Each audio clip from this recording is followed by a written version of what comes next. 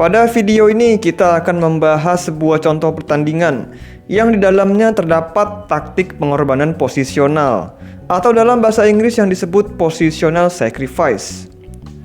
Kita akan mengambil contoh dari partai yang dimainkan oleh Maxime Vachier-Lagrave, Grandmaster yang berasal dari Prancis dengan elo rating pada saat itu 2774 yang memegang buah putih melawan hitam yang dimainkan oleh Levon Aronian dari Amerika Serikat yang pada saat itu elo ratingnya 2758. Pertandingan ini dimainkan pada babak kelima turnamen World Cup di tahun 2019.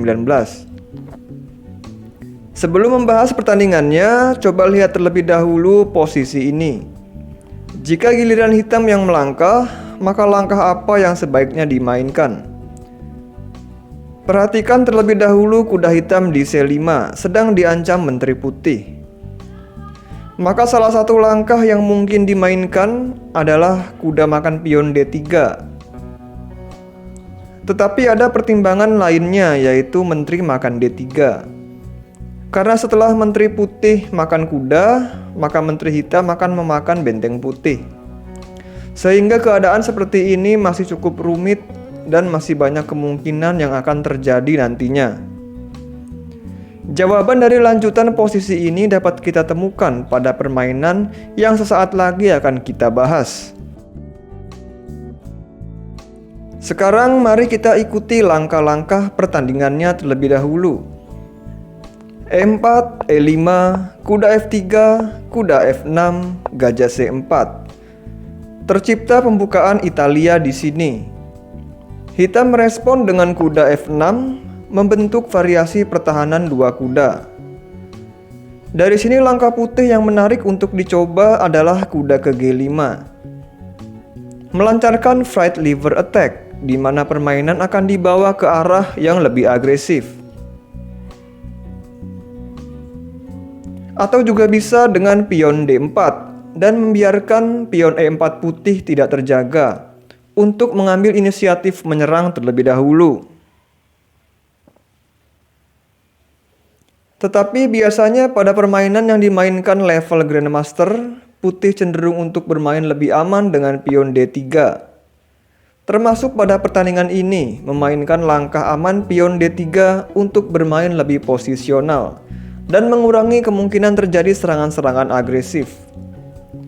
Lalu hitam melanjutkan pengembangan gajah ke C5, putih pion C3, pion A6 untuk memberi tempat bagi gajah.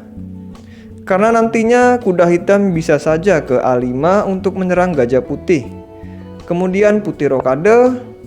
Sekarang jika hitam kuda langsung ke A5 menyerang gajah, maka hitam akan kehilangan pion di E5.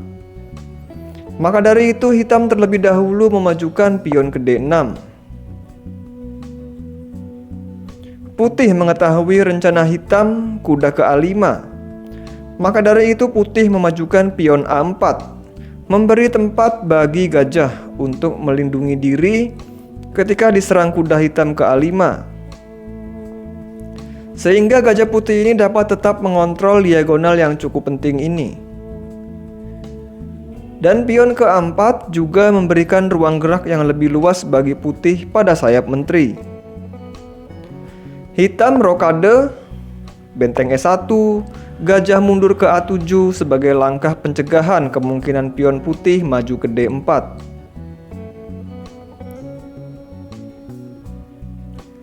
Hitam juga bisa mempertimbangkan langkah kuda G4 untuk menekan petak F2. Tetapi langkah ini kurang bagus karena setelah benteng ke F2, nantinya putih akan mengusir kuda lewat pion H3.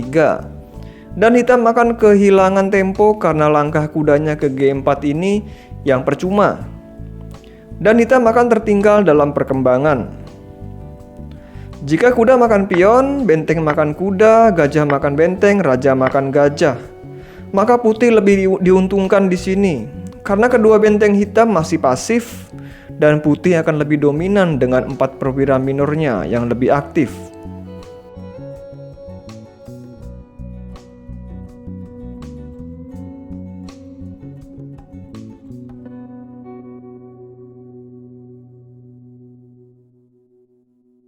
Kembali pada langkah yang sebenarnya.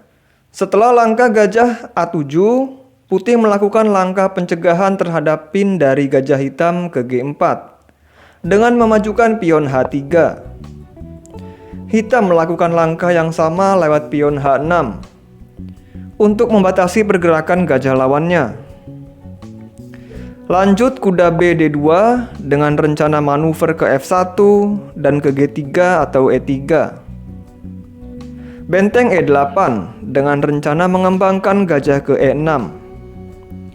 Pion maju ke B4. Putih memperluas ruang gerak pada sayap menteri. Gajah E6 mengajak pertukaran gajah terang. Putih menerima pertukaran gajah. Benteng makan gajah. Kuda F1. Menteri D7. Sampai di sini putih mempunyai posisi yang cukup bagus dengan rencana memajukan pion ke G4, kuda maju ke G3, lalu ke F5, dan gajah gelap putih masih menyorot ke H6 jika nantinya perlu melakukan pengorbanan. Tetapi pada permainan aslinya, putih bermain lebih aman dengan gajah E3, mengajak pertukaran gajah. Setelah gajah ditukar, kuda makan gajah dan kuda putih ini mengontrol petak-petak terang di D5 dan F5. Kemudian hitam mendobrak lewat pion pusat ke D5 untuk membuka posisi dari tengah.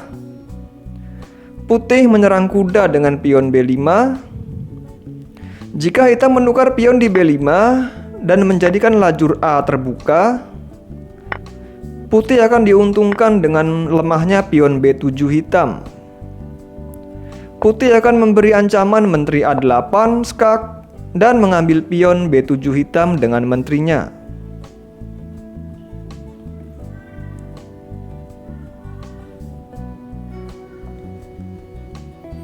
Dengan alasan itu, kuda hitam langsung dimundurkan ke E7. Pion putih maju ke C4. Hitam menutup area tengah dengan mengunci struktur pion lewat pion maju ke D4. Putih kuda F5. Benteng E8. Permainan ini merupakan permainan yang posisional, di mana banyak sekali terjadi manuver-manuver kecil dari perwira-perwira, baik dari hitam maupun putih. Putih membawa kudanya yang satu lagi ke H4 untuk memperkuat kontrol pada F5.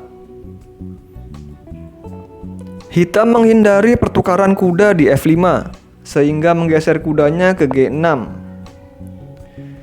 Jika kuda putih memakan kuda ini, memang akan menciptakan pion tumpuk bagi hitam di lajur G. Tetapi dengan adanya pion hitam di G6 ini, putih akan kehilangan kontrol pada F5 oleh kudanya. Semisal kuda menghindar ke H4, menteri F7 menjaga pion. Dan hitam mempunyai rencana manuver kuda ke H5 dan F4, lalu membawa benteng-bentengnya ke lajur F untuk menekan pion F2.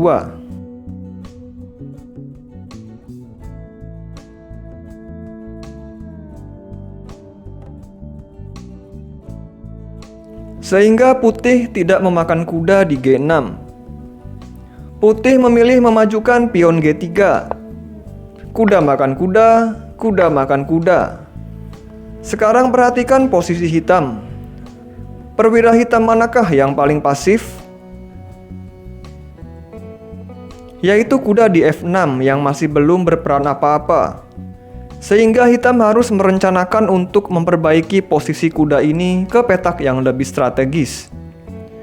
Hitam bisa saja membuat rencana pergerakan kuda ke H7 dan G5 untuk menekan pion H3.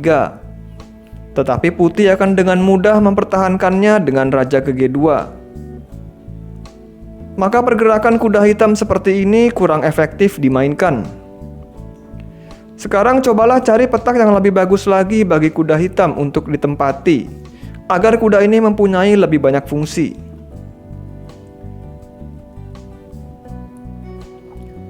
Jika kalian menemukan petak C5 untuk ditempati oleh kuda, maka itulah petak yang sangat efektif bagi kuda hitam. Sehingga menteri hitam ke E7 untuk memberi jalan bagi kuda hitam melalui D7. Putih melanjutkan dengan menteri ke C1 dengan rencana memajukan pion ke F4 atau mungkin juga menteri ke A3 untuk mengajak pertukaran menteri. Kuda D7, menteri A3. Dan hitam menolak pertukaran menteri dengan menghalanginya dengan kuda di C5. Kemudian putih membuka pion lewat pion F4. Hitam memakan pion F4. Putih tidak bisa balas memakan dengan pion karena akan kehilangan kudanya di H4. Maka putih memindahkan kudanya terlebih dahulu ke F5 sambil mengancam menteri hitam. Menteri hitam terancam dan harus tetap menjaga kudanya di C5, maka menteri hitam harus ke F8. Posisi di atas papan saat ini masih cukup berimbang. Baik putih maupun hitam sama-sama memiliki kuda yang cukup kuat. Kuda putih di F5 menguasai petak-petak gelap pada sekitaran wilayah pertahanan hitam. Dan kuda hitam di C5 juga cukup menyulitkan putih karena terus memberi tekanan pada pion D3.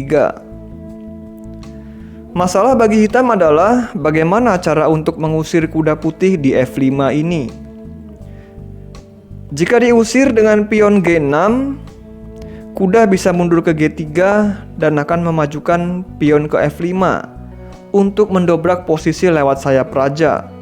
Dan mungkin nanti putih akan membawa bentengnya ke lajur G.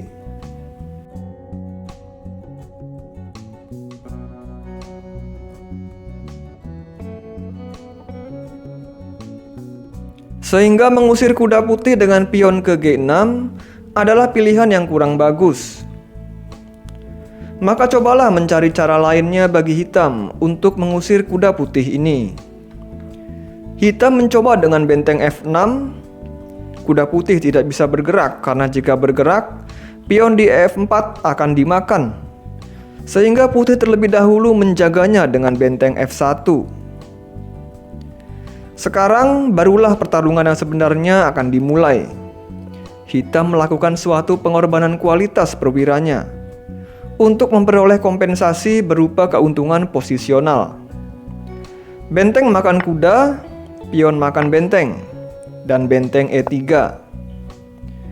Benteng ini menjadi sangat kuat dengan memberi ancaman pada pion D3 dan H3. Kuda hitam di C5 masih pada posisi yang kuat dengan tetap menekan pion D3. Lalu pion putih di lajur F bertumpuk dan menciptakan kelemahan bagi putih.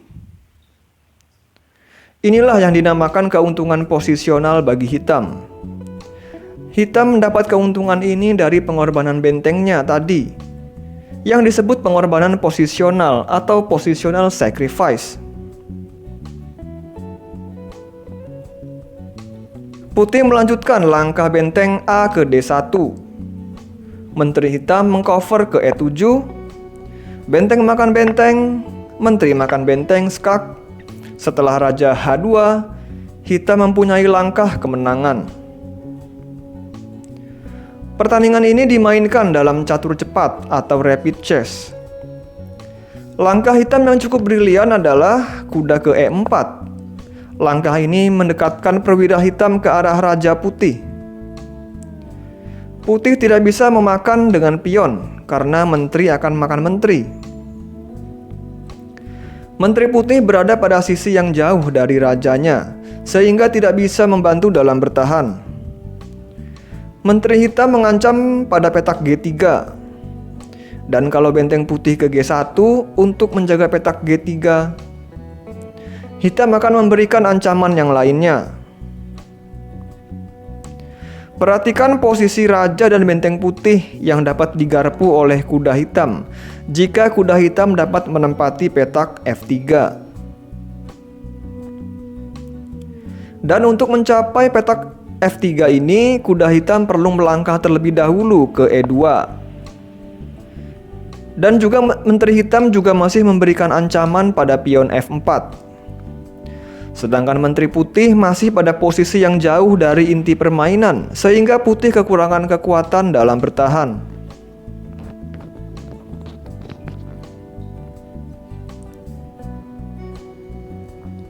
Langkah-langkah barusan yang kita lihat bukanlah langkah yang dimainkan pada permainan yang sebenarnya. Pada permainan sebenarnya, hitam memainkan menteri E2, skak, raja G1, dan kuda makan D3. Di sini hitam masih tetap unggul dengan kontrol dari menteri dan kudanya. Setelah pion ditukar ke A6, putih membawa menteri ke B3 untuk dapat ikut membantu bertahan. Menteri hitam ke E3 skak, raja H2, menteri D2. Hitam melakukan beberapa langkah skak untuk menambah inkremen pada jamnya. Namun sayang sekali karena permainan dimainkan dalam catur cepat atau rapid chess. Karena waktu pikir yang terus menipis, di sini hitam membuat sebuah kesalahan. Hitam sebenarnya mempunyai pilihan melangkahkan menteri E7, raja G1, dan menteri C3 mengajak pertukaran. Jika menteri ditukar, pion hitam tidak akan bisa dihentikan untuk promosi. Sehingga putih tidak boleh menukarkan menterinya dulu. Misalkan menteri putih ke B7, menteri putih akan berada pada diagonal yang strategis. Dan putih juga memiliki ide memajukan pion ke F6, lalu berusaha menskak raja hitam lewat menteri C8 dan menteri F5, sehingga keadaan ini kurang menguntungkan bagi hitam.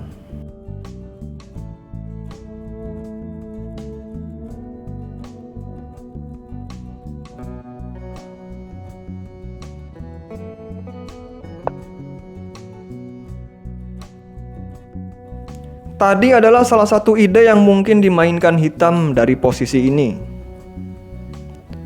Ide lainnya yang dapat dimainkan adalah raja ke H7. Misalkan menteri putih dimundurkan untuk ikut dalam bertahan. Kuda hitam dapat bergerak ke F2 sambil mengancam menteri putih, sambil menghalangi benteng putih dalam menjaga pion F4. Sehingga pion F4 menjadi tidak terjaga. Dan hitam juga memiliki pion bebas di lajur D yang terkoordinasi dengan menteri dan kuda hitam, sehingga pion ini akan cukup sulit untuk dihentikan. Semisal menteri putih menghindar ke H5, pion maju. Jika menteri putih memakan F7, maka menteri putih sudah pergi terlalu jauh dari rajanya, sehingga hitam dapat menskak mat putih hanya dalam 2 langkah.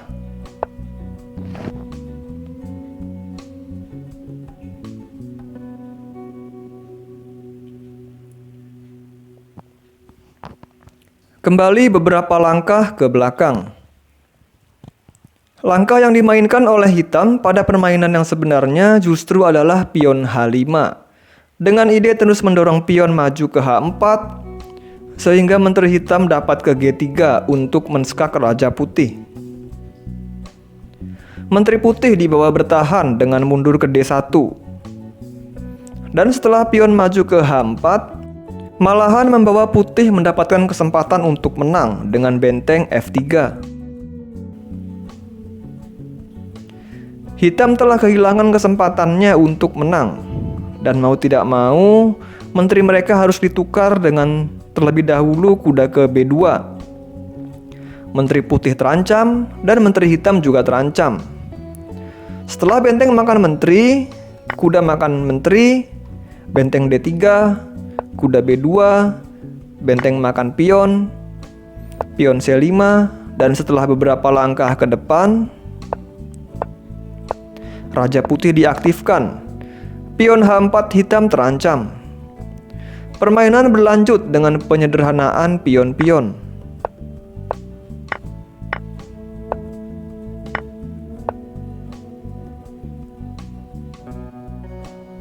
Sampai di sini putih menjadi berbalik unggul secara material. Putih memutuskan untuk menyederhanakan perwira karena memiliki jumlah pion yang lebih banyak dan juga raja yang lebih aktif. Lalu putih memajukan pion ke F6 skak untuk menciptakan pion bebas di lajur H, dan akhirnya permainan ini dimenangkan oleh putih.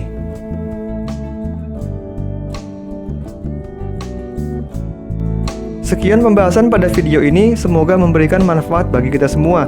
Jika kalian menyukai pembahasan dan analisis pada video ini, silakan like video ini dan subscribe juga channel Sahabat Catur agar channel kami dapat lebih berkembang dan bermanfaat bagi seluruh penggemar catur di Indonesia. Terima kasih telah menyaksikan dan sampai jumpa.